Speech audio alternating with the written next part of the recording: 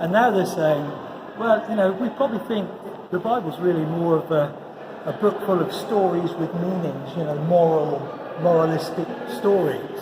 And at exactly that point where the Bible's being questioned more and more, all this stuff is coming up out of the ground saying, no, these are real places, these are real kings, real palaces, real events.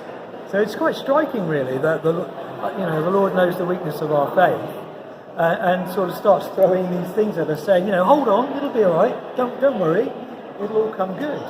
And that's exactly what's happening. This is an example here. This piece is called the Kirk stele. The stele refers to the shape of the piece, really, the tablet or stela. It's a picture of a king, Shalmaneser III, a Syrian king. But of course you'll notice even his image is covered in text. It's just a big document, really, and right the way around the back it is covered from top to toe in text, cuneiform text.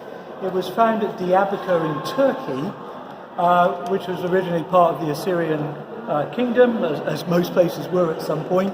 And again, jaw-dropping moment. Because in all of this text, he's talking about his kingship and stuff that's going on around, political stuff, geopolitical stuff, what's happening. And he does something, again, nobody expected. He says that he knows, round the back here, and has had a big falling out with King Ahab of Israel. Now, if you're looking for a kind of storybook character who's, a bit crazy, Ahab, Jezebel, and all the stuff that's going on there, they're perfect candidates, aren't they, to say, well, these are made-up people to teach us some sort of lesson.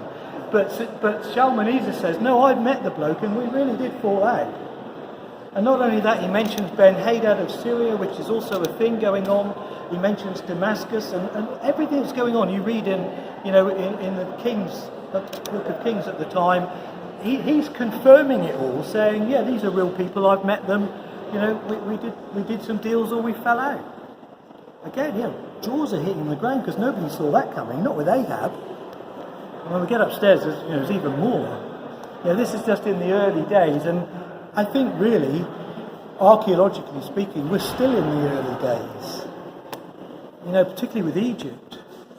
They did, it's probably about 10 years or more now, but they actually X-rayed Egypt from space, satellite. And of course, that through the sand you can see man-made structures, squares and rectangles, what you're looking for.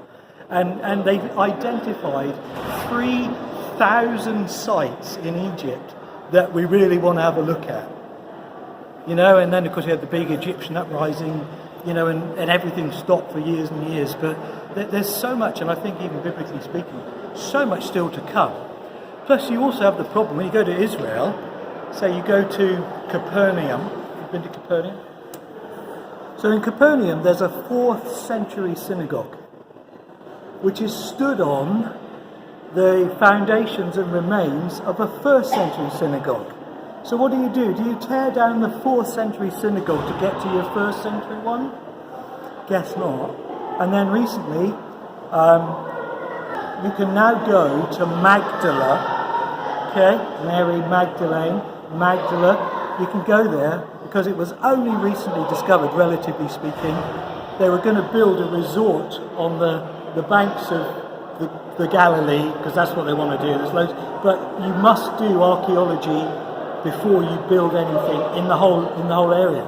So they did some archaeology, and 18 inches below the ground, they uncovered the remains of what is now known to be Magdala, including a complete floor and foundation of a 1st century synagogue, with in the middle a stone which has the only contemporary image of the temple at the time of Jesus. The Magdala stone it's called. And when I do Israel tours, I have done, and I've dropped some other things to go to Magdala, because you get right back to the time of Jesus there. But this, how much do you destroy in order to get to something else? But Magdala is 1st century all the way through. How do we know it's Magdala? Because it's the place of the tower. That's what Magdala means. And this place had a big tower where it dried fish, basically. And so, I mean, that's been discovered. I mean, I only went to see it the last time I went, which was 2019, and their sort of setup there had only just been built, maybe in about 5 years. So, it's that recent. And so we're just literally, the stuff's still coming up. This is only 18 inches below the level of the sand. I mean, remarkable, really. And I'd go there any day. I mean, it's such an amazing display, discovery.